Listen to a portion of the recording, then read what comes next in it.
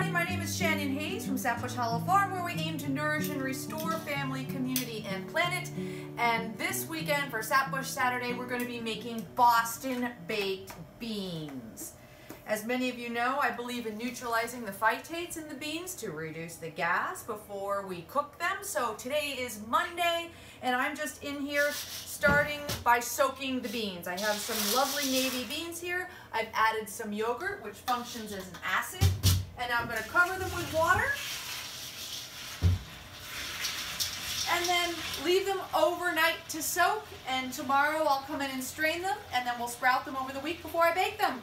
See you tomorrow. It's been 24 hours and we can drain these off. These are called Boston baked beans. Boston gets all the credit, but they were actually popular throughout all the 13 colonies, wherever anybody needed to celebrate a Sabbath, because you could prep them and then bank them in the coals of the fire and have a day when you actually didn't work. And I'm really into having days where I actually don't work. So now that I'm rinsing these off,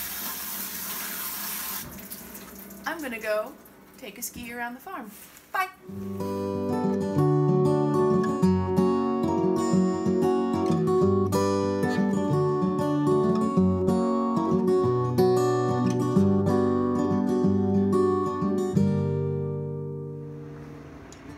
So we soaked the beans, we drained the beans, we allowed them to sprout. This is what they look like when they start to sprout. And now I'm giving them a head start before I add ingredients by just simmering them for about an hour so they start to soften before I add all the spices and the molasses. We have beans! The beans have simmered, and they say in Boston they live on the beans, in Rhode Island they live on the Sound. But in this case, we'd like to rinse these beans as many times as possible to reduce their gaseousness. So I'm going to give them a quick rinse like that in cold water. Strain them off there. And then I'm just going to put them back in the pot so we can start cooking. These beans are nice and tender, so it's not going to take a long time for them to cook. I'm going to add the flavoring ingredients, which consists of onions. And I've got spice mixes here. This is mustard, ginger, and allspice. A tiny bit of brown sugar. And then the molasses. This is the real signature baked bean flavor.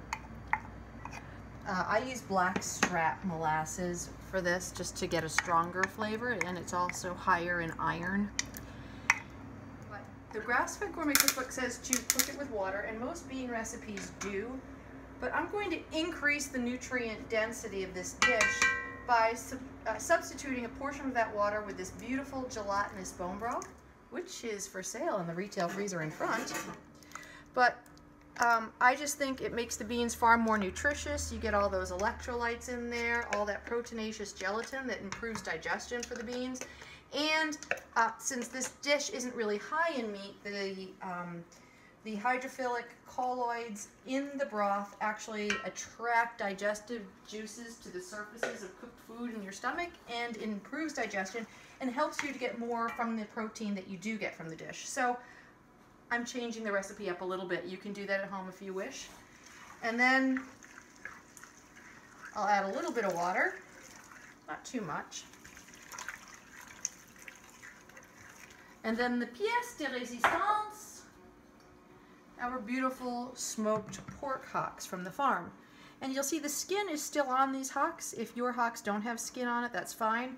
But right inside this layer of skin is a juicy layer of buttery fat that will cook out and mix in with the beans and make them really tasty.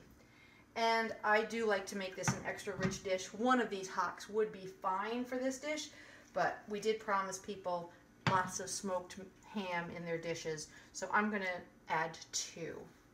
You'll notice I am not cooking these in a slow cooker. A lot of people cook their baked beans in slow cookers these days. I'm not a fan. They were traditionally cooked in cast iron Dutch ovens, And I just happen to think that the flavor, when cooked in a Dutch oven, simmered on the stove for a little bit, and then roasted in the oven, is just a superior taste to what you might get from a slow cooker. So this is my bias that you're seeing here, but by all means, if you prefer to use a slow cooker, go for it. So there they are, those beautiful baked beans cooked the old-fashioned style in a Dutch oven. You see they're more browned. And here you are, you can take out the hocks, use a sharp knife, pull that skin away, and you'll see all that other fat has melted into the beans, and you're left with this succulent, fork-tender, pink meat. You can chop up that skin, feed it to the dogs, they'll love you for it, and then pull the rest of the meat off the bone. And you see it's very, very tender. It's really easy to handle.